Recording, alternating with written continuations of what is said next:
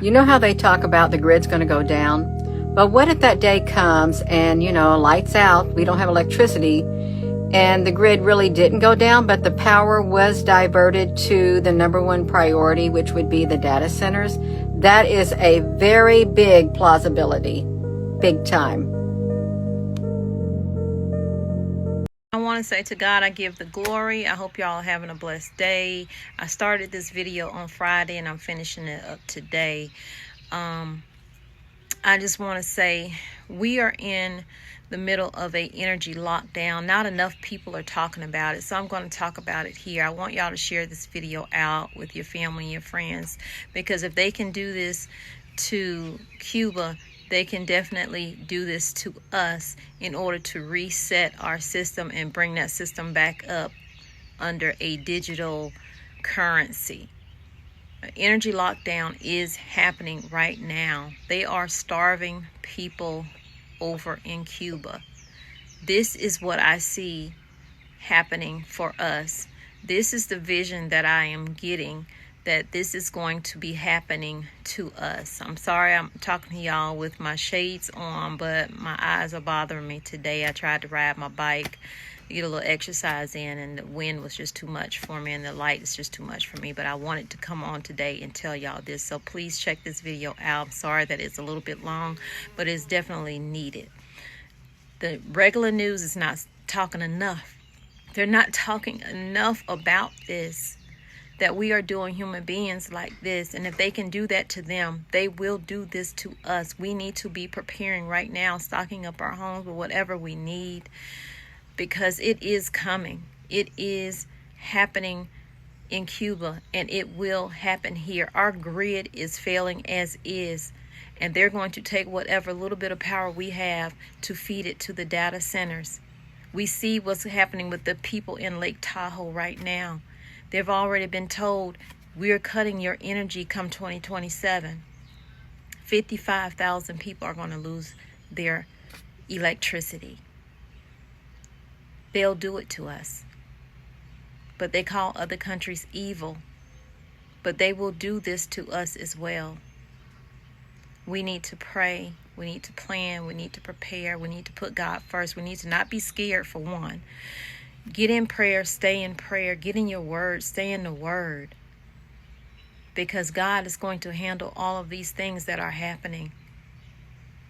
And no weapon formed against us shall prosper. I'm going to say this again. I've said it 5 times at least. You guys are not realizing what grid down means. Society as you know it won't end. There won't be any work. There won't be any hospitals to go to. There won't be any police department that will come to your aid. No one is going to save you. You won't be able to travel anywhere after about 36 hours. So if you're going to bug out to a location, you better do it within that time period. And don't expect to stop for gas, because gas stations will be closed. Grocery stores will be closed. Don't expect to stop by your ATM and get money, because that's going to be shut down. Everything that we use in society right now is tied to the electrical grid. And the number one thing that's sucking the electrical grid dry is data centers, because they did not build the infrastructure. And don't tell me they did, because they did not. And it's taxing our grid, and it's going to tumble. Everything's going to go down. Nothing will be as it is right now. And when the grid goes down, people are going to want to get supplies from other people. And so you're going to want to, with your supplies, you've gotten prepped, and you have people around you who you love, and now you're going to have to secure your home. You're going to have to put darkening on all your windows, which will make it darker inside. You're going to want to get all the windows, even the ones that are frosted and up. You're going to want to get all the skylights. You're going to want to get every kind of area that will leak light that you have inside, such as candles, flashlights, and all off-grid lighting cooking, and heating will have to be brought into the house or the apartment where you're going to be held up. You do not even have an inkling of how bad it's going to be. I wish I could shake you. And right now I'm almost ready to scream. You do not know everything. 98% of your life is going to be gone. Gone. If you don't have a backup generator, get at least one. We have 5. You need to realize how shocking it's going to be. You're going to want to get home as soon as possible. Walk if you need to. That's why you need supplies in your car in case you need to walk, because the freeways and the highways will be gridlocked. There's not going to be any signals. And there's going to be emergency vehicles trying to get through. Guys, think of the worst case scenario, multiply it by 100. And that's where it starts. Think if it was us, when it's us. Cuba has fallen. That island is completely dependent on oil. And 15 days ago, they blocked oil from coming to Cuba. They completely run out of oil. Their oil refinery magically was set on fire. So even if they got oil, they can't process it and they can't use it. So the people are just there waiting. It's 11 million people. It is children. It is elderly. It is sick people, the hospitals. They've run out of food. There's no clean water. So cholera is deadly diarrhea. Our government is hostage. They basically can't do anything. They just have to go along to get along. 95% of the country is without lights. It's completely dark. It's a blackout over there. They're only using stuff for military bases and bunkers at this point. Their national grid has completely fallen. They've run out of the state-run internet and the cell services out. This is the largest humanitarian crisis in the Western Hemisphere. There's nothing like this that we've ever been a part of. This is that's just Gaza. That's the Middle East. These are not our issues. This is 30 miles from South Florida. They have blocked all exits from Cuba. Their planes are just sitting on the runway because they have no fuel. 2 countries tried to send them aid, Mexico and Russia. They were blocked by U.S. ships.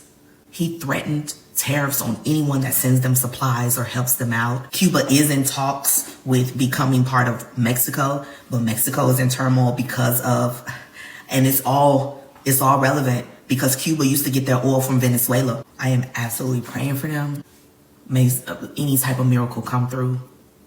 And I just think it's like when people really do muster up the strength to get back at us and get their lick back, it's not going to be good. Karma is real. We could get it too. If you want to know what's going on, you have to watch global news. Cuba's electricity grid has now completely collapsed. The whole island is out of power after the US effectively starved it of fuel. So no fuel means no electricity. It means no water, unless you can afford to buy it very expensively from the black market. And there are now reports that even that is a struggle. So this is the first national outage. There have been local outages before, which have kept the island going. But when the whole system goes down, it's much harder to get back up and running again. So this is becoming critical.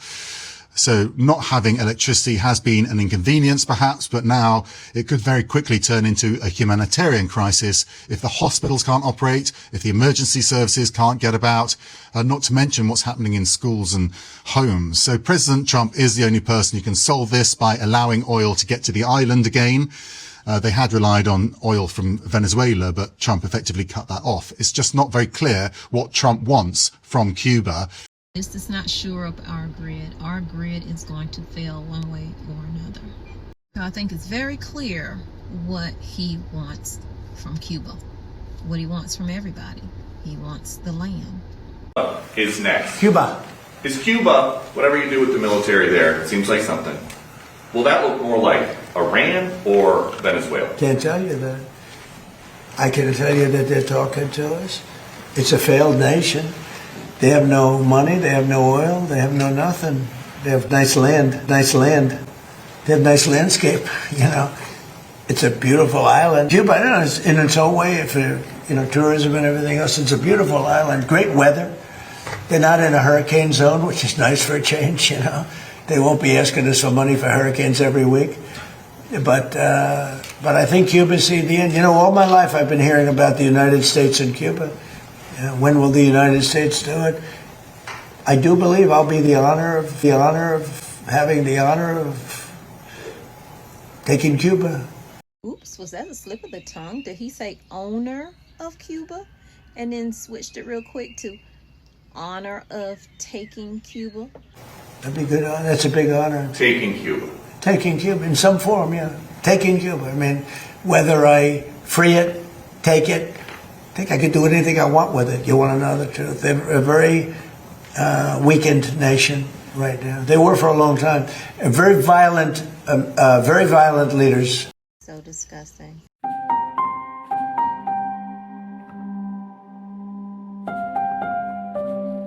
Hey y'all, so I hope you're having a good Friday. Listen, there are some strange things happening. I mean, strange things happening, not just to other people, but around my home.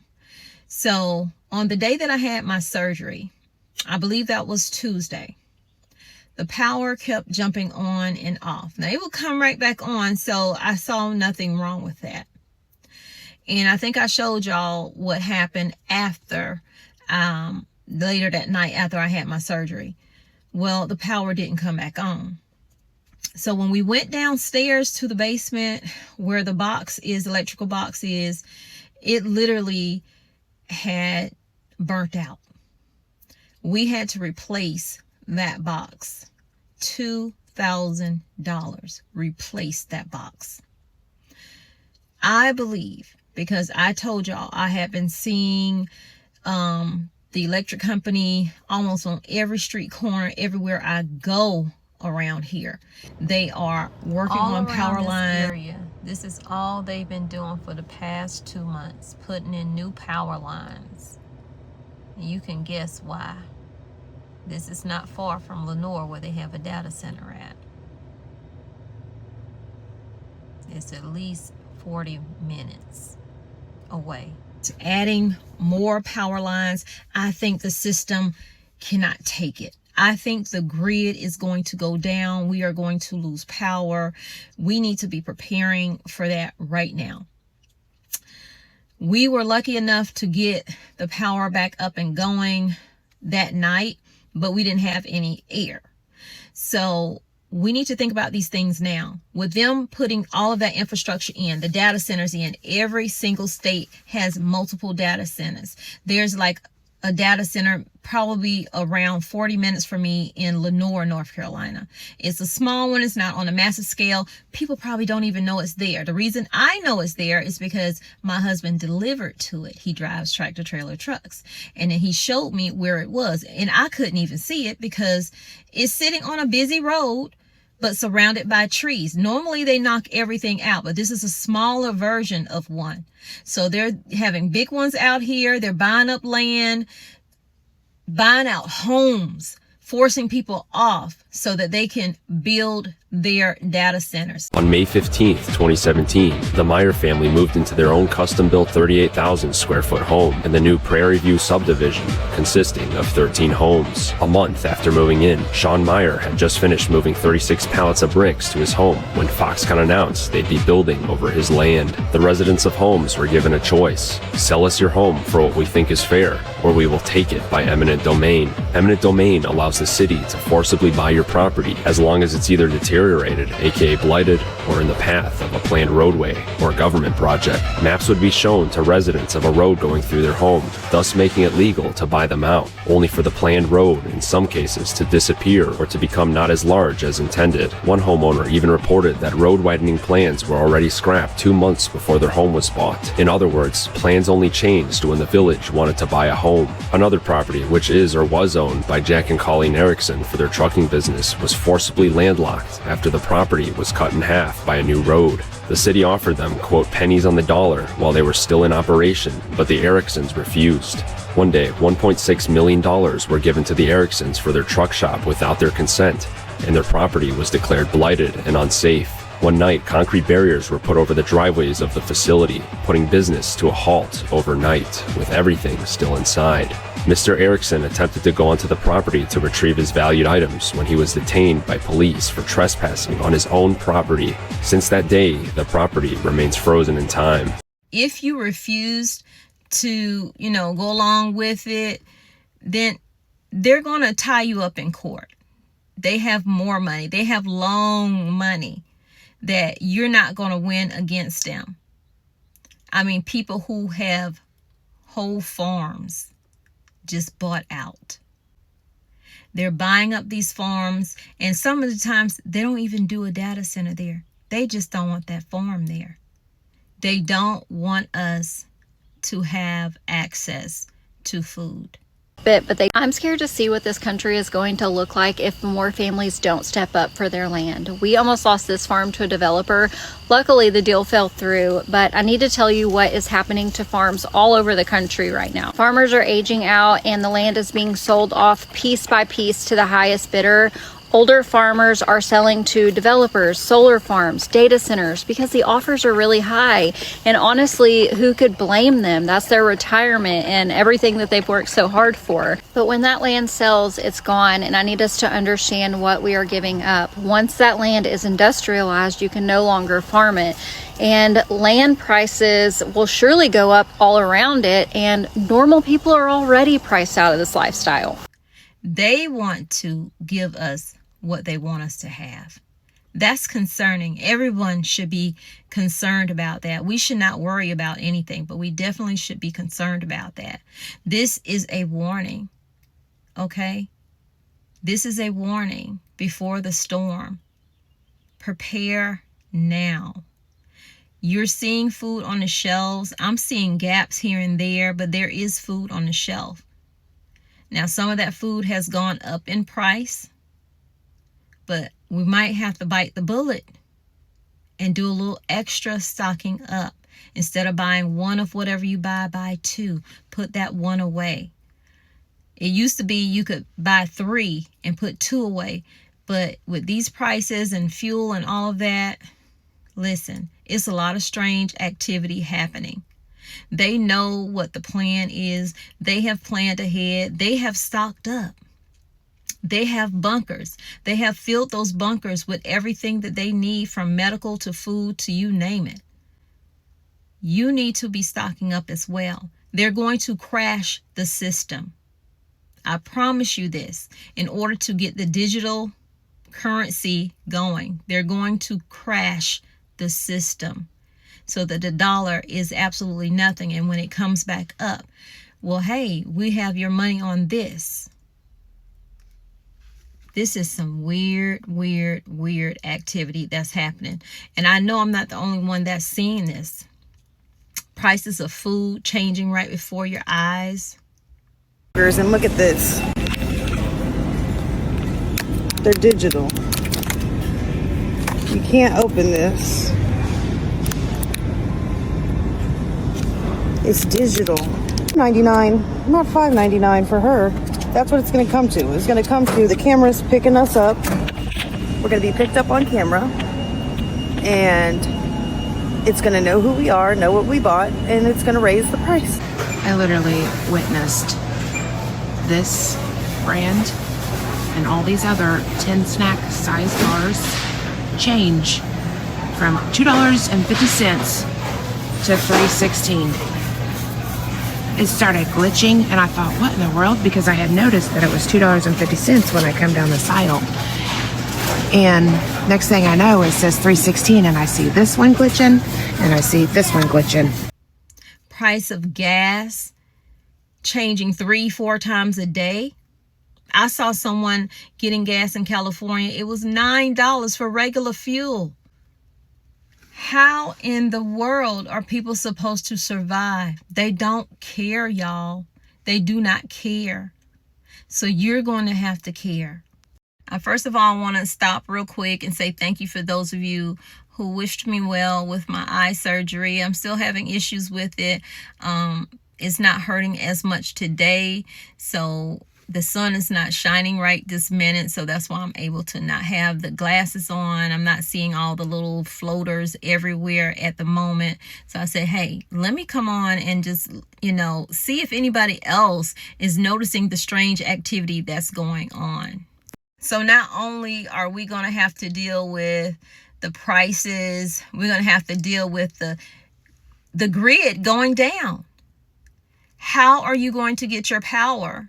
Do you have backup power? What can you use for your backup power? Do you have solar? If you don't, I have links in my description. Do you have gas generators? What do you have to use? Most people around me in the area that I live in, they have like Generac and things like that. We don't have that. And the box that we have, the electrical box that we had, this house is a 1990s house, like 1998 or something like that. Well, so is the box. So it couldn't handle whatever they're doing to the electricity. And so it shot out. You would think they will pay for that? Nope, that's not going to happen. And then, as if it is not enough that we are out here, a lot of people are struggling to buy food, to pay for medication, to do just things for their children. Now they got to worry about AI, robot taking their jobs. I don't know if there is any job out there right now that they don't plan to use a robot for.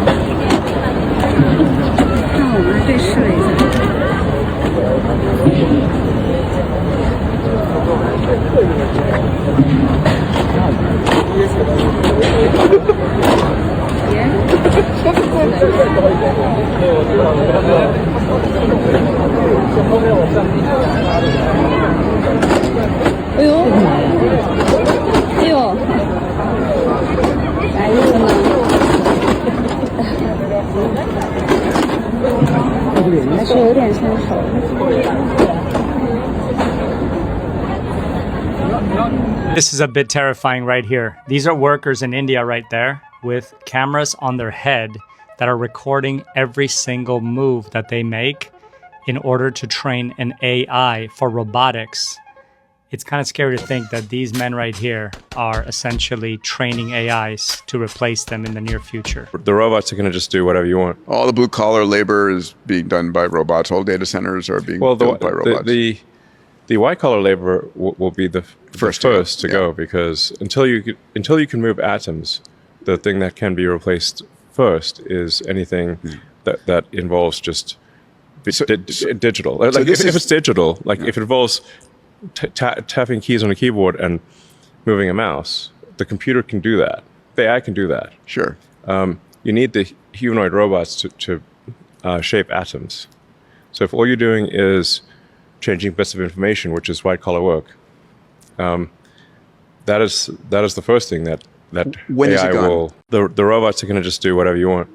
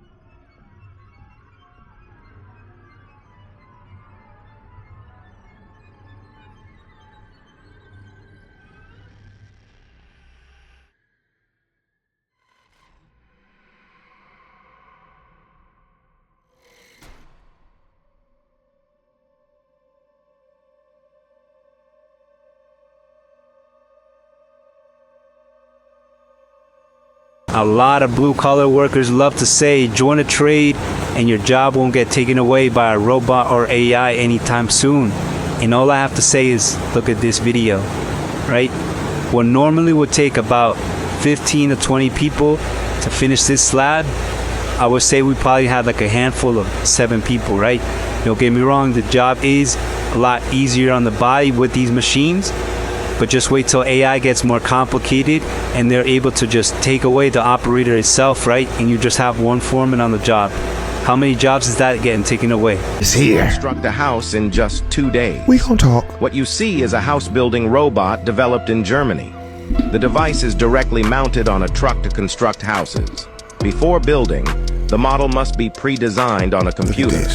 Then, the entire construction plan is transmitted to the robot, and only then can the robot start building the house.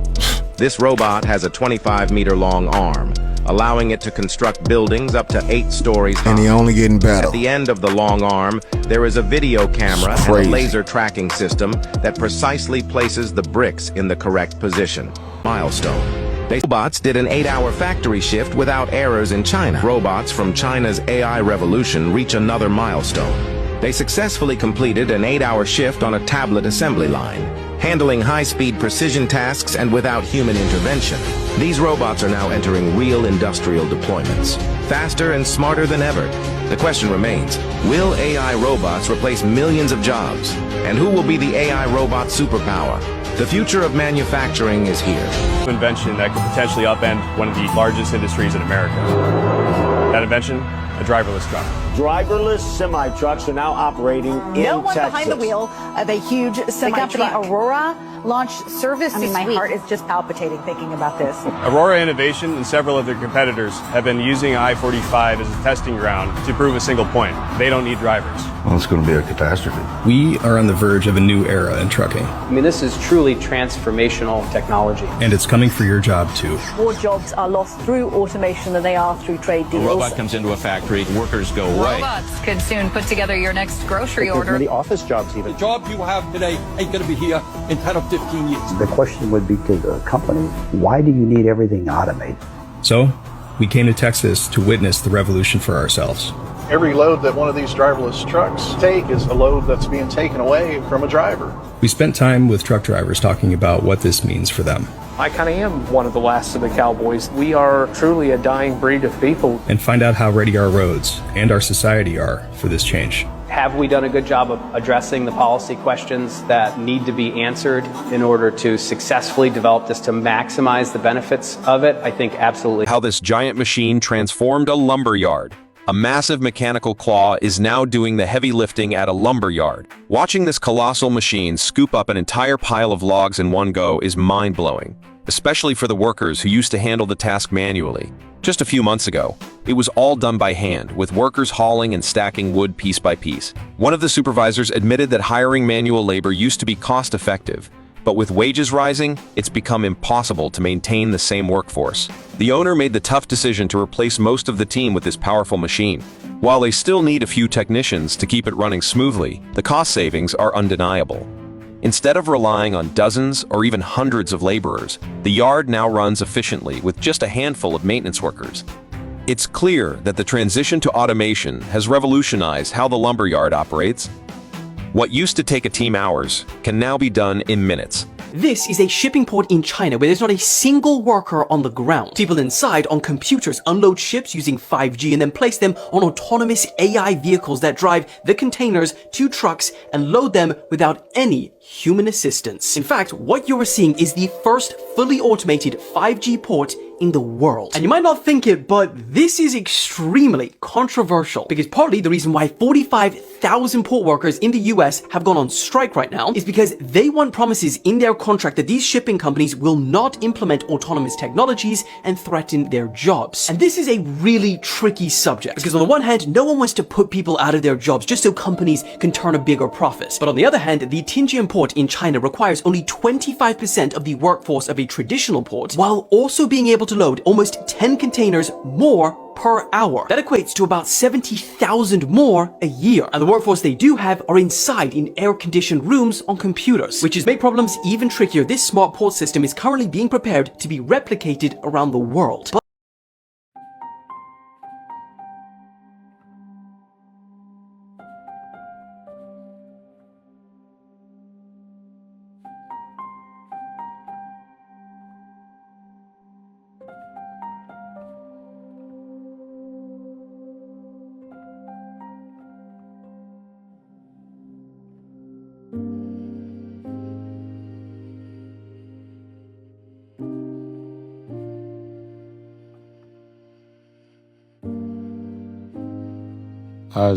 What is your prediction for the year 2027? So we're looking at a world where we have levels of unemployment we've never seen before.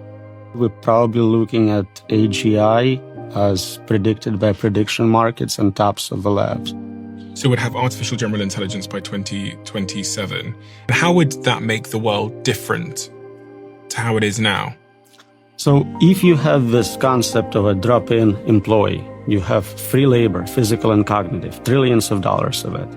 It makes no sense to hire humans for most jobs. If I can just get, a $20 subscription or a free model to do what an employee does, first, anything on a computer will be automated. And next, I think humanoid robots are maybe 5 years behind. So in 5 years, all the physical labor can also be automated. So we're looking at a world where we have levels of unemployment we've never seen before. What we're going to see in the next 6 months outstrip. I just came from an AI conference out west, and holy cow, they said to me that what we're going to see in the next 6 months outstrips what we've seen in the last 10 years because the rate of change is on a hockey stick and heading up. And I got to say, I'm pretty up to date on this stuff, and it blew my mind on some of the stuff I was seeing. In terms of what? What did you see? Well, there was one company that is selling autonomous coding for enterprises to big businesses, and their revenue is up 100-fold in the last 12 months. I think my prediction is that there'll be more robots than people. But if you have billions of humanoid robots, and I think there will be, I think everyone on Earth is going to have one and going to want one. Because who wouldn't want a robot to, assuming it's very safe, watch over your kids, take care of your pet, if you have elderly parents.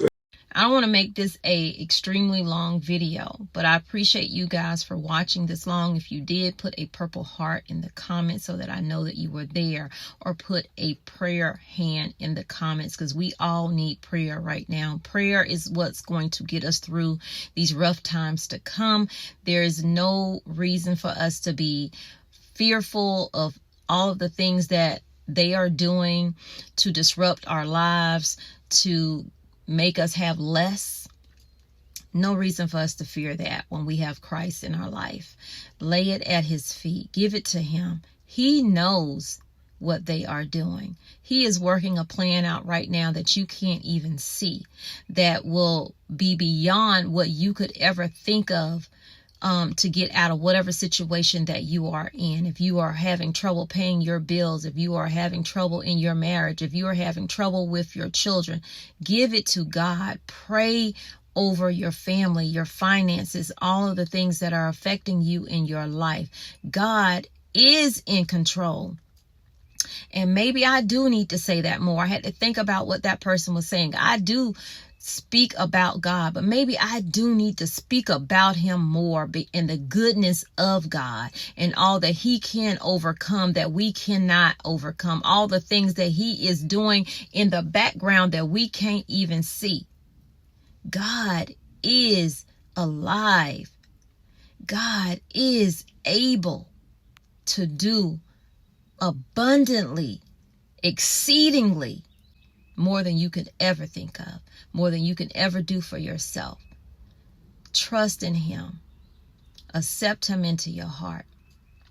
And believe that he died on that cross for your sin, for my sin, and he rose on that third day. And he is our Lord and Savior, Jesus Christ. And he is coming back. And he will handle those who are mishandling his children.